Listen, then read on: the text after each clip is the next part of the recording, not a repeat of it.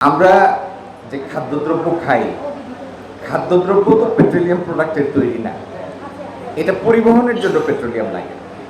এখন আপনি যদি হিসাব করেন যে আমার 200 কিলোমিটার পরিবহনের জন্য হয়তো 15 লিটার তেল লাগে বা 20 লিটার তেল লাগে, তো 20 লিটার তেলে সমুদয় বৃদ্ধি হচ্ছে 300 টাকা, কিন্তু 20 লিটার এই 300 টাকা বৃদ্ধিতে যেটার উপর প্রভাব পড়বে সেই পরিবাহিত জিনিসের ওজন হচ্ছে 10 টন, 10,000 কেজি। তার মানে আপনি যদি ইউনিটে এটার প্রতিফলন ফেলেন, আপনারা যেভাবে চিন্তা করছেন সেই প্রতিফলনটা এত বেশি না।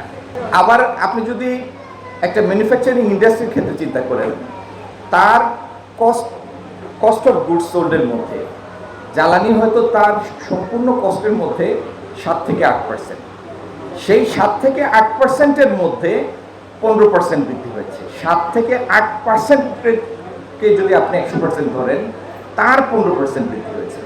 সুতরাং এই যে বৃদ্ধিটা, আমি বলবো যে আমাদের জিনিসপত্রের মূল্যের প্রেক্ষাপটে, অর্থনৈতিক প্রেক্ষাপটে এবং বর্তমান গ্লোবাল যে বৈশ্বিক যে মূল্য বৃদ্ধি, সেই প্রেক্ষাপটে অত্যন্ত মডেস্ট একটা ইনক্রিজ, যেটা না করলে আমাদের সামগ্রিক জ্বালানি তেলের আমদানি পেয়ে এবং খুচরা পর্যায়ে বিক্রির মূল্য, এটার মধ্যে যে অসহনীয় একটা ব্যবধান, সেটাকে আংশিকভাবে অ্যাড্রেস করার জন্য এই মডেস্ট ইনক্রিজটা করা হয়েছে।